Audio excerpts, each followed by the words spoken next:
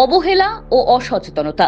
শহর থেকে গ্রাম সব জায়গাতেই এখন প্যাকেটজাত খাবার কেনার হিড়িক মারাত্মক বেড়ে গেছে, অথচ সাধারণ মানুষ একটুও সচেতন নন। আমাদের দেশে ন্যাশনাল ইনস্টিটিউট অফ নিউট্রিশনের একটা রিপোর্টে চমকে দেওয়ার মতো তথ্য মিলেছে। দেখা গিয়েছে প্রায় ৭৫% মানুষই কেনাকাটার সময় প্যাকেটের গায়ে থাকা ফুড লেবেল দেখেন ঠিকই, কিন্তু তাদের মধ্যে মাত্র ১৫% মানুষ ভেতরের উপকরণের তালিকাটা মন দিয়ে পড়েন। বাকি সবাই কেবল ব্র্যান্ডের নাম আর এক্সপায়ারি ডেট দেখেই জিনিসটা কিনে নেন।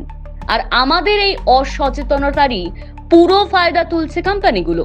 অতিরিক্ত নুন, চিনি আর রাসায়নিকে ঠাসায় খাবারগুলো আমাদের অজান্তেই ওবেসিটি বা স্থূলতা, ডায়াবেটিস এবং হার্টের রোগের ঝুঁকি বহুগুণ বাড়িয়ে দিচ্ছে। এমনকি দেশের সাম্প্রতিক ইকোনমিক সার্ভেতেও এই নিয়ে কড়া উদ্বেগ প্রকাশ করা হয়েছে বলে জানা গিয়েছে। শিশুদের টার্গেট করে যেভাবে আগ্রাসী বিজ্ঞাপন চালানো হচ্ছে তা পরিস্থিতিকে আরো ভয়ঙ্কর করে তুলছে। বিখ্যাত চিকিৎসা বিজ্ঞান পত্রিকা দ্য ল্যান্সেটের একটা তথ্য শুনলে আপনি আরো শিউরে উঠবেন। ২০০৬ সালে ভারতে এই ধরনের প্রসেসড খাবারের বাজার যেখানে মাত্র $0.৯ বিলিয়ন ছিল, ২০১৯ সালের মধ্যে তা লাফিয়ে দাঁড়িয়েছে $৩৮ বিলিয়ন। আর ঠিক এই সময়ের মধ্যেই আমাদের দেশে শিশুদের স্থূলতার হার কিন্তু দ্বিগুণ হয়ে গেছে। ভাবুন, আমরা আমাদের ভবিষ্যৎকে কোন বিপদের দিকে ঠেলে দিচ্ছি। তাহলে উপায় কি?